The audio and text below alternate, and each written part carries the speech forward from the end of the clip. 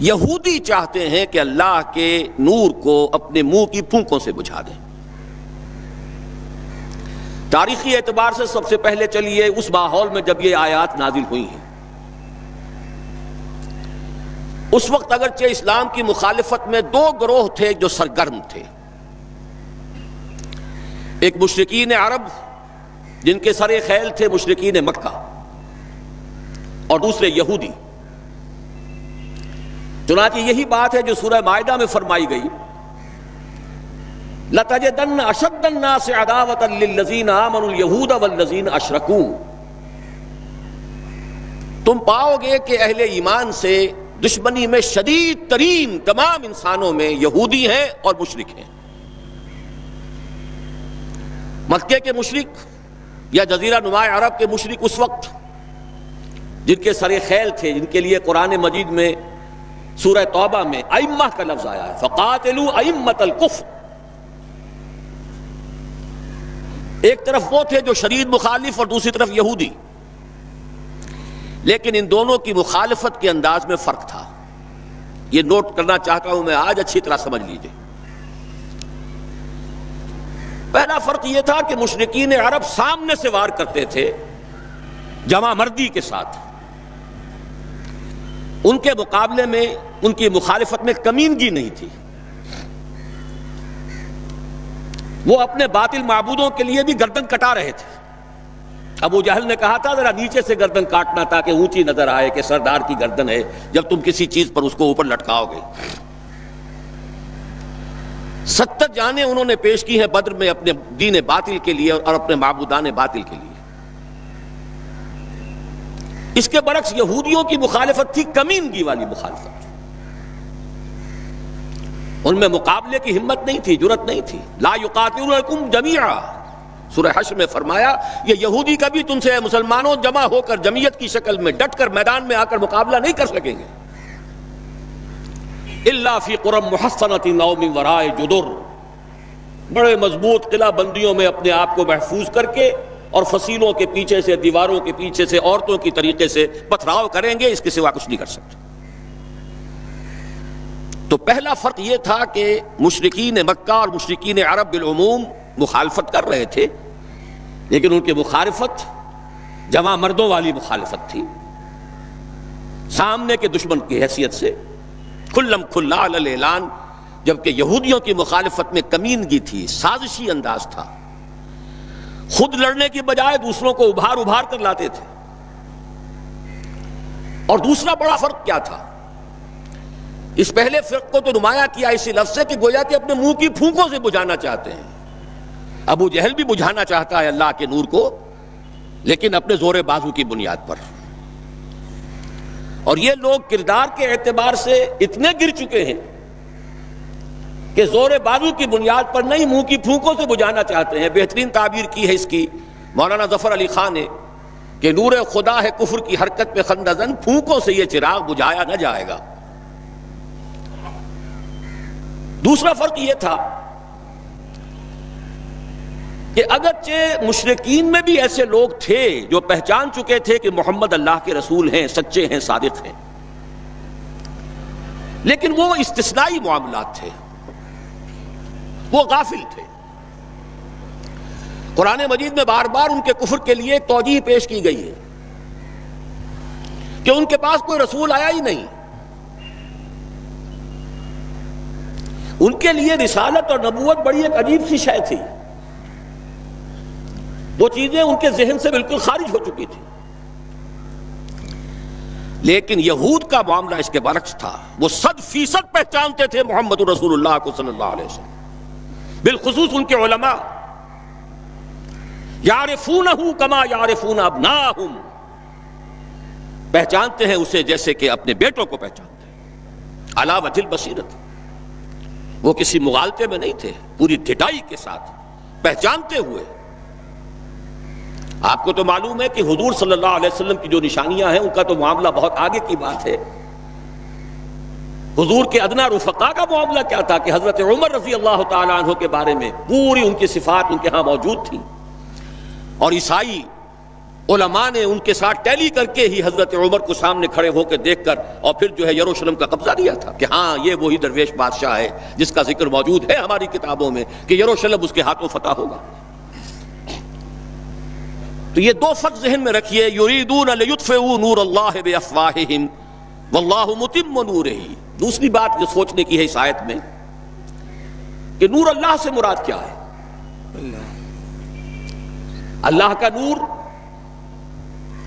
ایک اعتبار سے ذہن منتقل ہوتا ہے قرآن حکیم کی طرف۔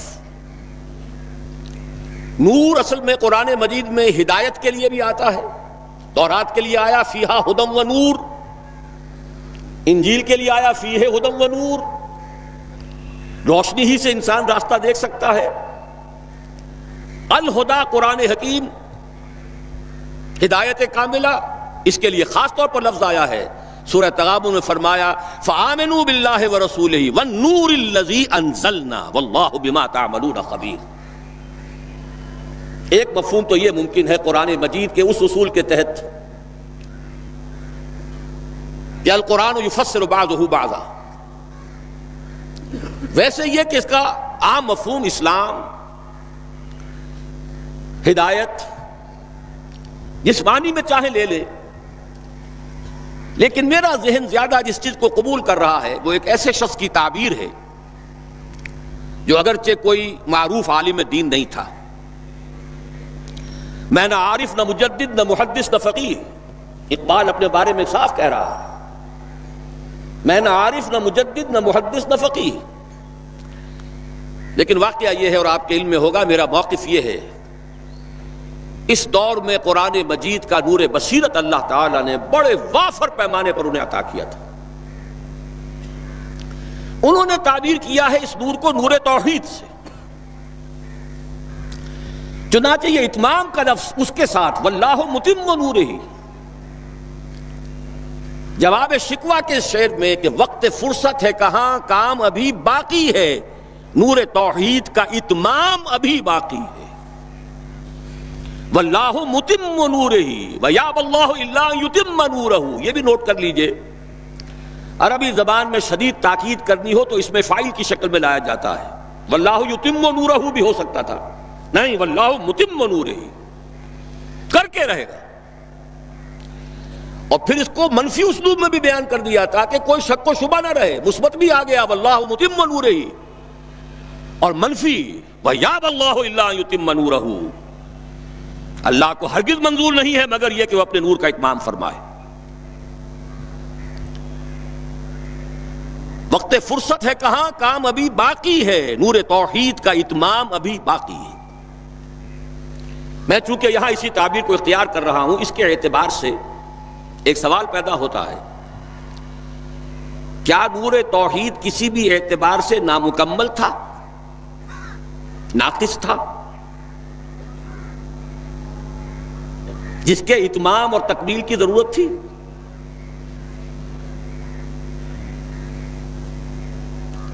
اگر میں اس سوال کا جواب ہاں میں دوں تو آپ سب چونک جائیں گے، لیکن میری وضاحت سن لیجئے۔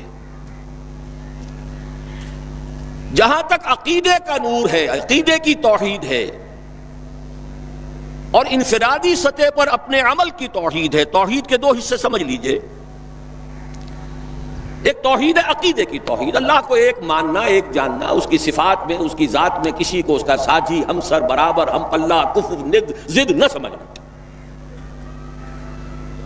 ایک عمل کی توحید ہے کہ ایک ہی اللہ کے مطیع فرمان ہو جانا، ہما تن، ہما وقت، ہما وجوہ، مخلصین لہ الدین، یہ عملی توحید ہے۔ تو عقیدے کی توحید اور انفرادی سطح پر عمل کی توحید ہر دور میں مکمل رہی، حضرت آدم کی بھی مکمل تھی، حضرت نوح کی بھی مکمل تھی، تمام انبیاء کرام کی مکمل تھی، نہ ان کی عقیدے کی توحید میں کوئی کسر ہو سکتی تھی، نہ انفرادی سطح پر عمل کی توحید۔ لیکن ایک توحید ہے اجتماعی سطح پر عمل کی توحید، پورے نظام زندگی کا اللہ کے حکم کے تابع ہو جانا، یہ ابھی مکمل ہونا تھا، اس کی تکمیل ہونی تھی۔ افراد موحد تھے اپنی زندگیوں میں بھی، اپنے عقیدے میں بھی. نظام جیسا آج آپ غور کیجئے، بڑے بڑے فن خواہ موحد موجود ہیں ہمارے ہاں. فن خواہ سمجھتے ہیں اپنے آپ کو کہ معلوم ہوتا ہے شرک ہمارے قریب بھی نہیں آ سکتا. اجتماعی سطح پر ہم سب مشرک ہیں، پوری قوم مشرک ہے، مشرکانہ نظام ہے. جب تک وہ یکون الدین کلہ للہ نہیں ہوتا یہ نظام مشرکانہ ہے، قانون اللہ کا نہیں ہے. آپ کی عدالتوں میں اللہ کے حکم کی کوئی حیثیت نہیں ہے، آپ کی منڈیوں میں اور بازاروں میں اللہ کا حکم نہیں چلتا ہے. معلوم یہ ہوا کہ ایک ہے اجتماعی توحید. کچھ مواقع ضرور آئے ہیں تاریخ انسانی میں جبکہ اجتماعی توحید بھی ہوئی. حکومت قائم ہوئی حضرت داؤد کی اور حضرت سلیمان کی، وہ اجتماعی توحید کی تھی. لیکن ایک بات نوٹ کر لیجئے گا، یہ میرا اصل میں کل کی تقریر کا موضوع ہے. یہ کام تاریخ انسانی میں صرف ایک مرتبہ ہوا ہے کہ ایک فرد واحد اپنی دعوت کا آغاز کرے اور تمام مراحل سے گزار کر اپنی اس دعوت اور تحریک کو اور توحید کامل تک معاشرے کو پہنچا دے. یہ اس سے پہلے کبھی نہیں ہوا. حضرت داؤد کو تو راہ چلتے حکومت مل گئی تھی، جنگ تو ہو رہی تھی حضرت طالوت اور جالوت کی. وہ تو ایک گڈریا اپنا گوپیا لے کر آ گیا ہے وقت پر اتفاقاً، اور اس گوپیے کی جو پتھر تھا وہ جالوت کے آنکھوں کے اس کی زرہ میں جو سوراخ تھا اس میں سے ہو کر اس کے بھیجے میں گزر گیا، مارا گیا، حکومت مل گئی. کیا حضرت داؤد ایک داعی کی حیثیت سے سامنے آئے تھے؟ کیا انہوں نے اپنی کوئی جماعت بنائی تھی؟ کیا ان مراحل سے گزرے تھے؟ قطعاً نہیں. صرف ایک مرتبہ ہوا ہے تاریخ انسانی میں، اور وہ محمد الرسول اللہ صلی اللہ علیہ وسلم. فرد واحد سے بات شروع کر کے یہ جو آتا ہے خطبات جمعہ میں آپ سنتے وحد اللہ، توحید باب تفعیل سے، اور اپنی توحید کو خالص کرو اور خالص کرو اور خالص کرو اور خالص کرو، شرک سے اسے ہر اعتبار سے پاک کر دو. یہ تو پوری زندگی کا لائف لانگ ایفرٹ ہے. آخری امتحان توحید کا جو لیا ہے ابراہیم کے رب نے. دیکھیں اس بوڑھے کے دل میں کہیں اپنے بیٹے کی، اکلوتے بیٹے کی محبت تو ہم سے زیادہ نہیں ہو گئی. کیسے کیسے امتحانات سے گزر چکا وہ بوڑھا، کیسے کیسے امتحانات. لیکن آخری امتحان دعائیں مانگ مانگ کر بیٹا لیا تھا.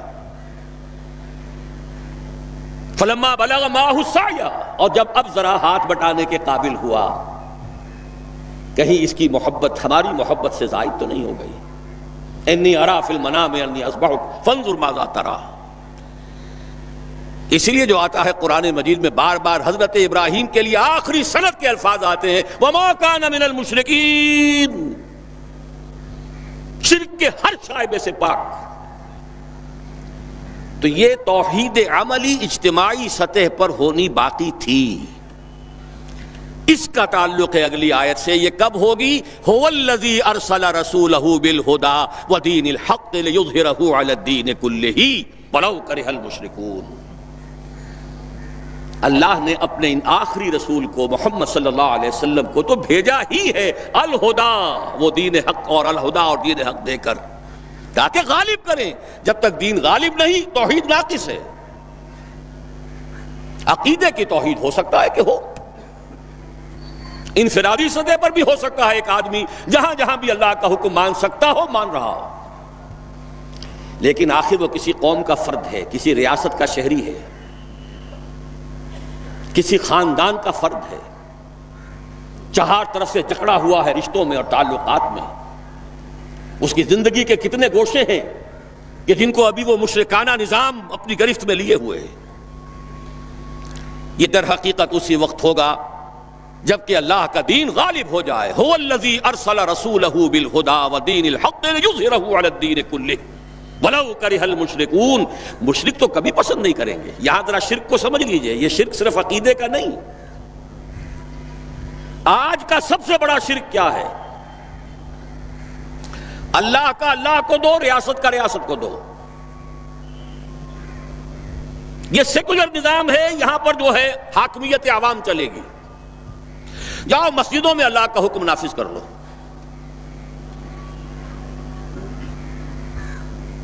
یہ سب سے بڑا شرک، کبھی گوارا نہیں کریں گے. وہ توحید ہو جائے، اللہ ہی کا حکم چلے، سب پر یکساں جاری ہو جائے، سب یکساں اللہ کے حکم کے تابع ہو جائیں.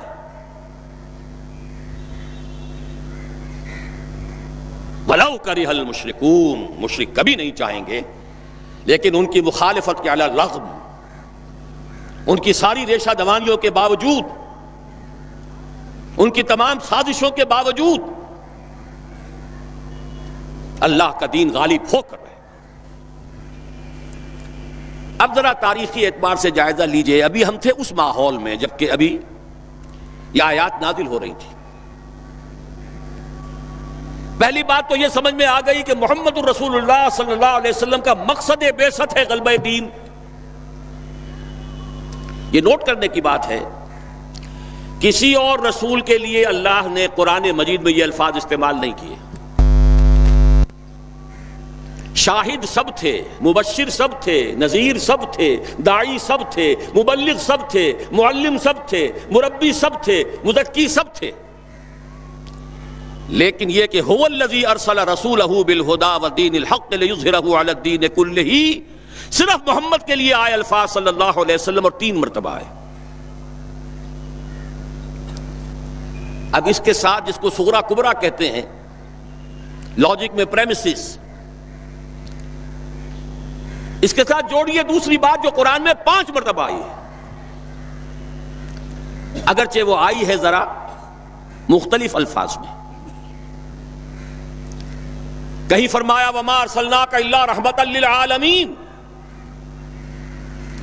ہم نے نہیں بھیجا ہے محمد صلی اللہ علیہ وسلم آپ کو مگر تمام جہان والوں کے لیے رحمت بنا کر. آپ کی بعثت جغرافیائی، نسلی، قومی، علاقائی حدود سے ماورا، بالا تر.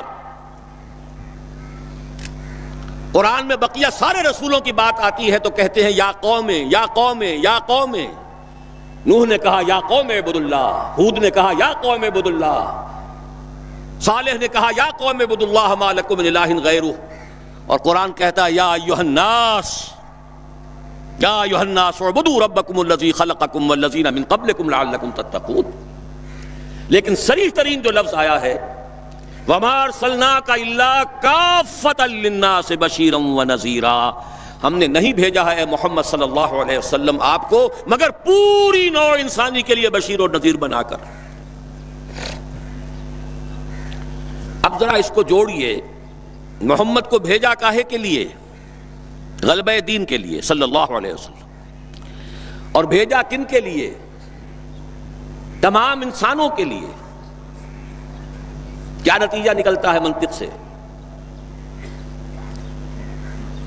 محمد الرسول اللہ صلی اللہ علیہ وسلم کا مقصد بعثت مکمل اسی وقت ہوگا جب پورے عالم انسانیت پر اللہ کا دین غالب آ جائے. ورنہ بات وہی ہے جو اقبال کا شعر سنا چکا ہوں، وقت فرصت ہے کہاں کام ابھی باقی ہے، نور توحید کا اتمام ابھی باقی ہے. لیکن یہ کہ اگر اللہ نے واقعی بھیجا محمد کو دین کے غلبے کے لیے صلی اللہ علیہ وسلم، اور اگر بھیجا ہے پوری نوع انسانی کے لیے، تو ناممکن ہے کہ یہ دنیا ختم ہو جائے اس سے پہلے کہ محمد الرسول اللہ کا مقصد بعثت مکمل ہو.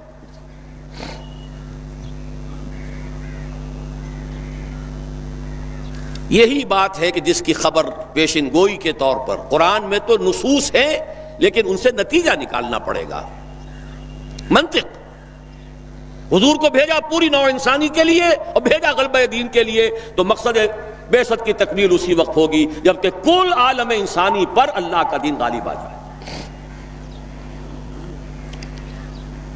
اسی کے ساتھ اب ذرا یاد کیجئے سورہ نور کی آیت جس کو اللہ کے فضل و کرم سے ہم نے کافی عام کیا ہے.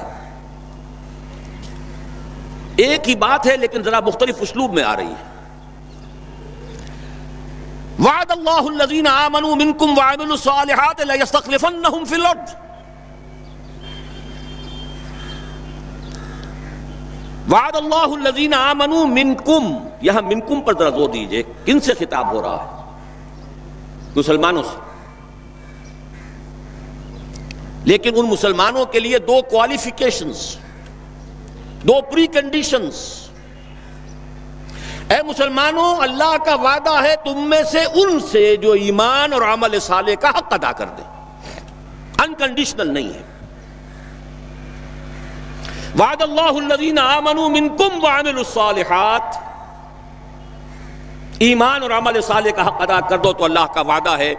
اور وعدہ کتنا مؤکد ہے، نون مشدد کے ساتھ تینوں دفعہ، اور ایک ہی بات کو تین اسلوبوں میں. لَيَسْتَخْلِفَنَّهُمْ فِي الْأَرْضِ، لامن خلافت عطا فرمائے گا انہیں زمین میں. كَمَا اسْتَخْلَفَ الَّذِينَ مِن قَبْلِهِمْ، جیسے کہ خلافت عطا کی تھی ان کو جو ان سے پہلے تھے. جب مسلمانوں کو خلافت اور حکومت عطا ہو جائے گی تو اس کا منطقی نتیجہ ہوگا کہ دین غالب ہو جائے گا. لیکن اس کو بھی کھول کر بیان کر دیا، وَلَا يُمَكِّنَنَّ لَهُمْ دِينَهُمُ الَّذِي ارْتَضَىٰ لَهُمْ، اور لازماً متمکن کر دے گا، غالب کر دے گا ان کے اس دین کو جو اللہ نے ان کے لیے پسند فرما لیا ہے. الْيَوْمَ أَكْمَلْتُ لَكُمْ دِينَكُمْ وَأَتْمَمْتُ عَلَيْكُمْ نِعْمَتِي وَرَضِيتُ لَكُمُ الْإِسْلَامَ دِينًا. اچھا، جب مسلمانوں ہی کی حکومت ہو جائے گی، دین کا غلبہ ہو جائے گا، تو ظاہر بات ہے مسلمانوں کے لیے بندشیں اور خوف تو ختم ہو گئے. اس کو بھی واضح الفاظ میں وَلَا يُبَدِّلَنَّهُم مِّن بَعْدِ خَوْفِهِمْ أَمْنًا، ان کی خوف کی حالت کو امن اور سکون سے بدل دے گا، کوئی خوف نہیں ہوگا. اب یہاں فرمایا یعبدوننی لا یشرکون بی شیئا، تب جا کر وہ ان کی عبادت اس درجے میں مکمل ہوگی کہ اس میں شرک کی کوئی آلائش باقی نہیں رہے گی. جب تک نظام پورا اللہ کے دین کے تابع نہیں، شرک موجود ہے. عقیدے کا شرک ختم ہو چکا، انفرادی سطح پر موحد بن چکے. لیکن یہ تو تین کام جب ہوں گے کہ اللہ کا دین غالب ہو جائے، اللہ کی حکومت اور مسلمانوں کی خلافت قائم ہو جائے، تب کہیں جا کر وہ بات ہوگی لا یشرکون بی شیئا، پھر شرک کا ہر شائبہ ختم. وَيَكُونَ الدِّينُ كُلُّهُ لِلَّهِ، دین کل کا کل اللہ کے لیے ہو جائے گا.